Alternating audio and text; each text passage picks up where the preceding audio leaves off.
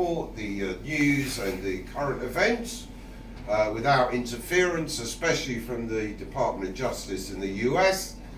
We can write to the Home Secretary Priti Patel and ask her to actually look at the evidence that was presented in his trial or his extradition hearings at Westminster and read for herself the truth about his work and the reality of Wikileaks publishing exclusive and worldwide scoops 10 years ago that revealed the war crimes we had committed, and the US and the NATO allies, in Afghanistan and Iraq.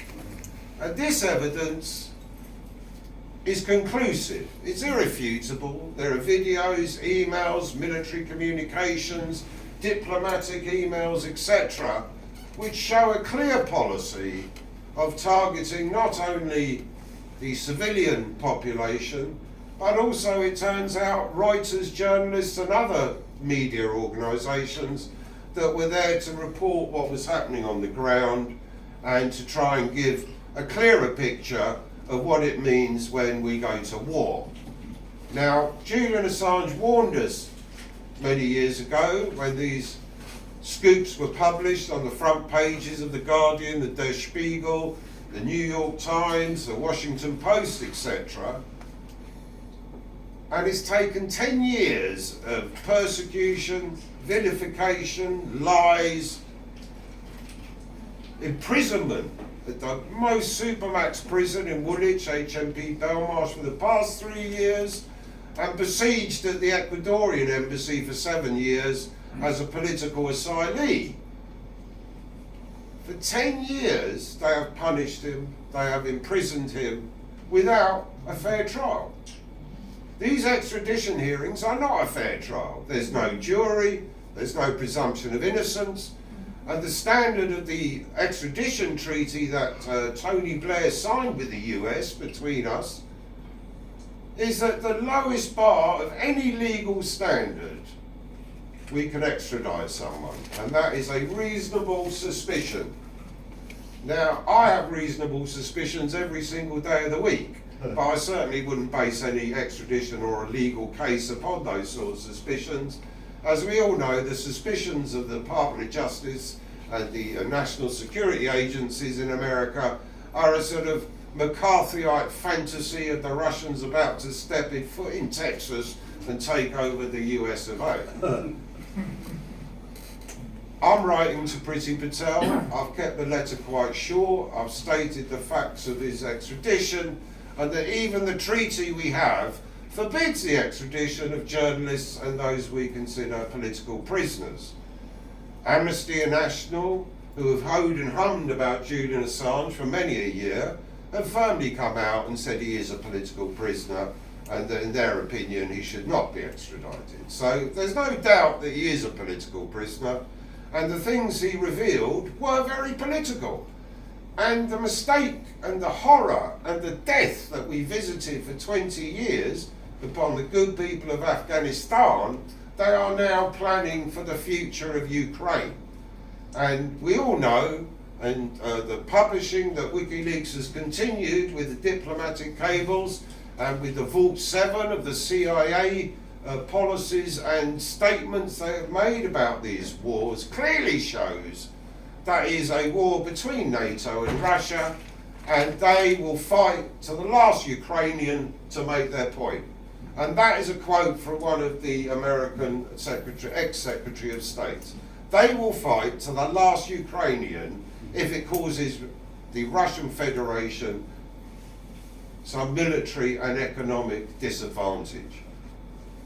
The Russian Federation have had to stand by for 12 years while the good ethnic Russians in Ukraine have suffered the ethnic cleansing and the torture, the shelling and the targeting of peace activists, union members and political figures by the extreme right wing of Ukraine, bolstered by a government that can do nothing but what they are told by the US and the NATO commanders. We know this. We know this is a fact. We know that they are sending huge amounts of weaponry, and they're raising huge amounts of money to give to their own Raytheon, BAE, etc. military systems, and they're indebting the Ukraine people to pay for these things. They're not giving to them free. They're not delivering them with a red bow on it saying good luck fighting the Russians. They are making them pay for it. So as always, and as we've seen, especially in the academic field and in India as well, that we are paying for this terror, this war against the people of Ukraine. And we, and the revolutionary groups who do know the truth and who do communicate these truths, have a job to do, because if we don't do something, no one else will. And I think when it comes, I mean, a shocking moment for me recently was seeing a Daily Mirror headline that said genocide, with pictures of supposed victims in the village of Burka. That's a Daily Mirror. This used to be the workers' paper. This used to be the paper that supported general strikes, etc. And they're printing state propaganda and lies. And this is what our media has come to. Without Wikileaks and without the likes of Julian Assange, who do the hard work of investigative journalism, they get the evidence. They look, they have sources, they have whistleblowers who are supplying them in a safe manner on the internet through his pioneering drop boxes, which every newspaper now uses, to print these truths. And Priti Patel, the Home Secretary, will sign this extradition because she would not be in that job if she did anything different. We know that. We know she will sign.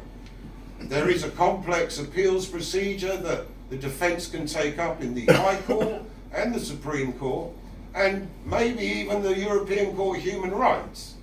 But the worry we have is that even if the European Court of Human Rights found against his extradition as a violation of his human rights, which it clearly is, the British government will ignore that and say, sorry, in the interest of national security, Mr. Assange must be put on a plane and sent to the East Virginia court to face 175 years of a living death sentence.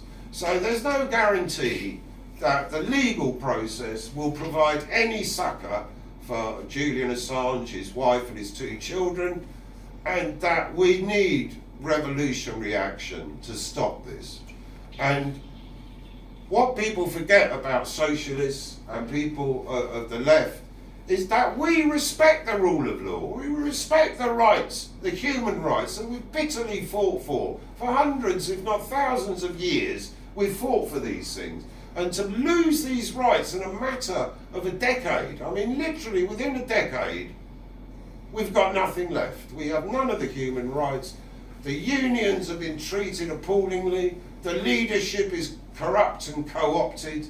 And we really need to take action from the grassroots and from the people that can lead these sort of revolutions without taking the corrupt route that a lot of our predecessors unfortunately have taken, and a lot of our predecessors also resisted. So thank you very much. Free Julian Assange, and it's been a great platform. And just a quick big up to Newsline, who've been doing very, very good work on all the crises in the recent months, and producing a daily newspaper that you can actually read without vomiting. Thank you.